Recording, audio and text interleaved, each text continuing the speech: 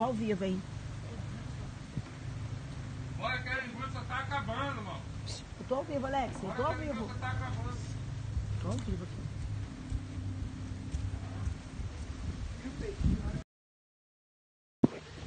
Olá, gente. Bom dia. Eu estava aqui fazendo o periscópio, só que tá muito ruim a internet caiu, acabou que a minha transmissão foi até perdida na hora de eu desligar aqui a internet, tá joia?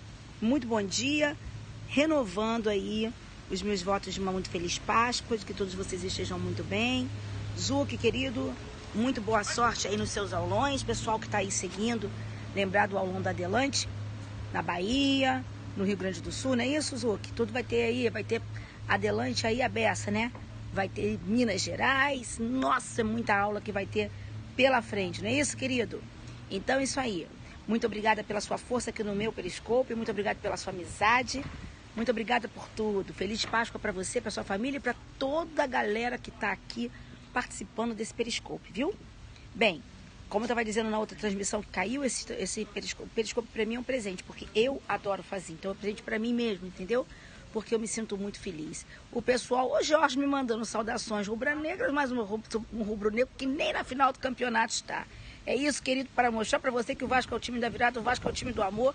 E estamos aqui e amanhã começamos a nossa jornada rumo ao campeonato estadual para Stop It All. Mas vamos lá, gente. Vamos lá. Vamos começar então aí. O nosso periscópio hoje diz respeito à súmula 608 do Supremo Tribunal Federal e um HC que foi recentemente julgado pelo Supremo Tribunal Federal e entendeu pela aplicação da súmula 608. Eu queria conversar com vocês a respeito desse tema, mas voltando um pouquinho, porque para que nós consigamos entender esse tema, beijo grande, querido, beijo grande, Matheus. Matheus estava aqui na outra transmissão. Você viu, né, Matheus, que a transmissão caiu, eu não consegui retornar de jeito nenhum. Então, por isso que voltando aqui agora. Mas vamos lá. Deixa eu explicar para vocês, queridos do coração. Na verdade, o nosso motivo do periscópio hoje é o seguinte. Quando se tem a questão da ação penal no crime de estupro.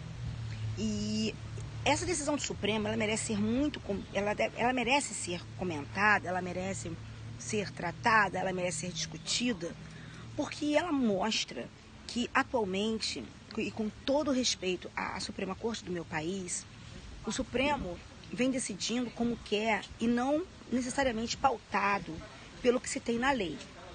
E isso, eu repito mais uma vez, com todo o respeito que tenho pela Corte Suprema do meu país. Porque eu acho que quando se desrespeitam as instituições, nós estamos aí iniciando a nossa queda. Então, eu sou pelo completo respeito às instituições. As considerações que eu vou aqui fazer são considerações apenas de ordem técnica, tá? Apenas de ordem técnica. E, então, eu queria dizer para vocês o seguinte. Tratou-se de um caso ocorrido no ano de 2003, ainda sob vigência da lei antiga, aliás, da lei antiga não, sob vigência da antiga redação da lei, certo? E eles aplicaram a súmula 608, inclusive mencionando nesse HC que a súmula 608 ainda teria aplicação. Muito bem. O que dizia a lei penal antes de 2009, antes das mudanças provocadas pela lei 12.015, com relação à ação penal do estupro? Por favor, vamos entender isso, porque senão fica vazia a explicação. É preciso entender o que se tinha antes. Antes, o crime de estupro era um crime cuja ação penal era privada. A ação penal no estupro, ela só era pública em 2 situações. Aliás, repito, pela lei, em 3 situações. Vamos lá. Quais eram as situações? Ação penal privada, regra. Ação penal pública condicionada à representação, quando se tratava de vítima pobre. Ação penal pública incondicionada, quando se tratava de crime de estupro praticado por pai, padrasto, tutor, curador, com abuso dessa sua condição. Aí a ação penal seria pública incondicionada. E também seria pública incondicionada a ação penal quando se tratasse de estupro de que resultassem lesões graves ou a morte. Então, essa era a lógica. Repetindo, regra privada, exceções. Pública condicionada à representação com a vítima pobre, pública incondicionada quando praticada com abuso da condição de padrasto, tutor, curador, pai, e quando se tratasse, pública incondicionada quando se tratasse de crime de estupro, de que resultassem lesões de natureza grave ou a morte. Muito bem. O Supremo Tribunal Federal, em 1984, editou uma súmula para já quebrar o que vinha dito na lei. E o Supremo Tribunal Federal editou a súmula 608. Essa súmula 608 diz que o estupro, ele era de natureza pública incondicionada quando se tratasse de estupro praticado com violência real.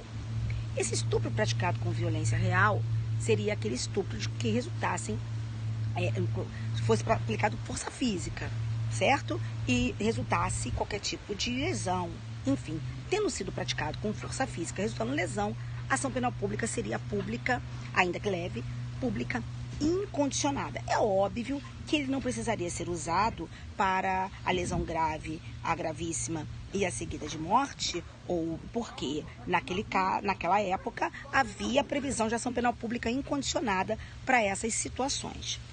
Óbvio que então ele falava aqui de qualquer tipo de estupro em que se utilizasse força física contra a vítima e dizia que a ação penal era pública incondicionada quando fosse utilizada a chamada violência real. Muito bem. Então, vejam vocês que a súmula 608, ela já foi editada de alguma forma contra o que a lei tinha na época, ou contra o que a lei trazia na época. O Supremo, naquela época, para poder editar a súmula 608, por que ele editou? É porque ele se utilizou de uma visão de crime complexo em sentido amplo. Veja, o artigo 101 do Código Penal diz que o crime complexo é aquele cujas elementares por si sós caracterizam crime. Eu até costumo fazer para os meus alunos na sala de aula, quando nós estamos falando sobre crime complexo, eu costumo fazer uma fórmula, que eu digo assim, uma fórmula matemática para que nós consigamos explicar o que é o crime complexo. Alguém aí a transmissão está falhando? Porque eu não estou conseguindo pegar. A transmissão está falhando? Só me digam aí se a transmissão está falhando, só para eu poder continuar aqui. Porque para mim está como se... Tá, então tá ótimo. Então não está falhando não, tá tranquilinho, né? Então vamos lá, então vamos continuar. Então, olha por que eles editaram a súmula, dizendo que o estupro era de natureza pública incondicionada quando era praticado com violência real. Como eu disse, eles se utilizaram da ideia de crime complexo. Porém, na nossa lei, a definição de crime complexo está no artigo 101. Crime complexo é aquele cujas elementares por si sós caracterizariam dois ou mais crimes. Eu costumo usar nas minhas aulas, sabe? Uma fórmula que eu chamo de matemática para explicar o crime complexo. Uma brincadeira, mas que dá certo para explicar o crime complexo. Imagine o seguinte, olha, se alguém aí puder me ajudar e traduzir essa fórmula aqui, porque eu estou aqui numa casa de praia com os amigos, vim aqui passar o final de semana com eles, então não tenho onde escrever, não tenho mais aquela minha pranchetinha que eu escrevo lá em casa. Então eu peço que vocês me ajudem aí, alguém que se puder escrever aqui para mim, que eu faça. É como se o crime complexo fosse assim, ó. A igual a crime, B igual a crime, C igual crime. Então, A é crime, B é crime, C é crime. Então, A igual crime, B igual crime, C igual crime. Onde A mais B igual a C. Então, vamos lá. A é crime, B é crime, C é crime. A mais B igual a C. Certo? Onde A é diferente de B, que é diferente de C. Entenderam? Se alguém conseguir colocar isso aqui num quadrinho, vai me ajudar.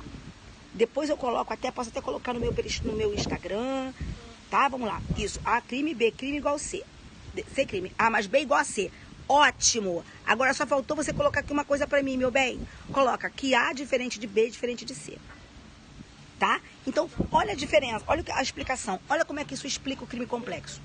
A é crime, B é crime, C é crime. Só que o C é o crime complexo, resultante de A mais B. Perfeito! Peraí. C é crime, voltou A mais B igual a C, onde C é diferente de A, que é diferente de B. Tá mais ou menos isso aqui, ficou mais ou menos certo isso aqui, tá? Então, o crime complexo, ele é o resultado do somatório das elementares de 2 ou mais crimes, que vão resultar no crime complexo. Então, por exemplo, constrangimento ilegal mais furto, igual a roubo. E travou, é? Travou, queridos? É a transmissão aqui de onde eu tô. Travou? Travou aqui ou já tá legal de novo? Travou aqui ou tá legal de novo? Vitor. Tá certo? Então vamos lá. Então vamos continuar. Então, na verdade, o que diz a súmula? O que diz o artigo 101 do Código Penal? Para entender isso, tem que entender lá de trás, tá? O artigo 101 do Código Penal diz que no crime complexo, se A ou B for de natureza pública, C, que é o crime complexo, também é de natureza pública. E sacaram o que diz o 101? Se A ou B, que são componentes do C, se A ou B for de natureza pública, o C também será de natureza pública. Tô aqui tentando brigar com o menino. Ô, menina Érica, beijo no seu coração. Então, olha só. Então, veja. Nesse caso, para você entender que o estupro com violência real seria crime complexo e usar a súmula 608, para construir a súmula 608, seria necessário que o estupro de fato com violência real fosse um crime complexo.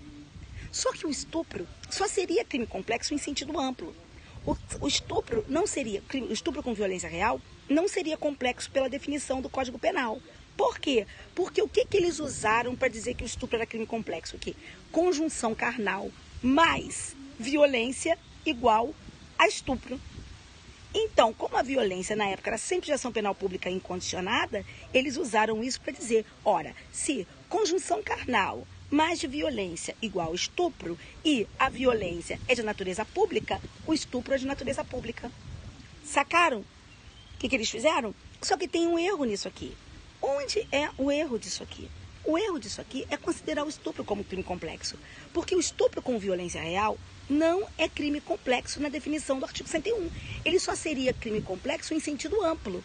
Qual é a diferença entre a nossa visão de crime complexo, ou melhor, a nossa definição legal de crime complexo e o crime complexo em sentido amplo? É que na nossa visão, o A e o B que compõem o crime complexo C tem que ser crimes. A é crime, B é crime, o C é crime. No crime complexo em sentido amplo, o A é um indiferente penal, o B é crime e o C é crime complexo. Só que eu te pergunto, esse é o nosso sentimento, essa é a nossa explicação para crime complexo trazido pela lei? Não, não é. Então, a rigor, a súmula, já lá atrás, já estava capenga. Isso a gente estudava muito na minha época de fazer concurso, tá ok? Mas vamos segurar aí. Entenderam ou não entenderam? Então, isso a gente já estudava lá atrás. Mas lembrar que naquela época, toda espécie de lesão corporal era de natureza pública, inclusive incondicionada. Tá certo? Mas vamos lá. Entenderam isso ou não? Como é que fizeram a súmula 608? Então, vamos lá. Fizeram a súmula 608 lá atrás. Ponto. Só que, em 2009... vem a lei, e a lei dá uma nova roupagem aos crimes sexuais. Tira o nome de crime contra os costumes, não é? Crime contra a dignidade sexual, aí traz os crimes contra a liberdade sexual, os crimes sexuais contra vulneráveis, enfim. Não é? Muito bem. Aí traz a ação penal. Quando traz a ação penal, o que a lei faz? Muda completamente a natureza, a estruturação da ação penal para o crime sexual. Vitor, muda completamente a questão do crime sexual. Muito bem. O que ela diz? Que o crime sexual é de ação penal pública condicionada à representação, não é mais privada. E que será pública incondicionada quando for praticado contra vulnerável e quando for praticado contra pessoa menor de 18 anos. Por óbvio que também é de natureza pública incondicionada, agora sim, podendo nós usar aqui, nós aqui agora podemos usar O artigo 101 será de natureza pública incondicionada quando resultar lesão grave ou resultar morte. Certo? Nas outras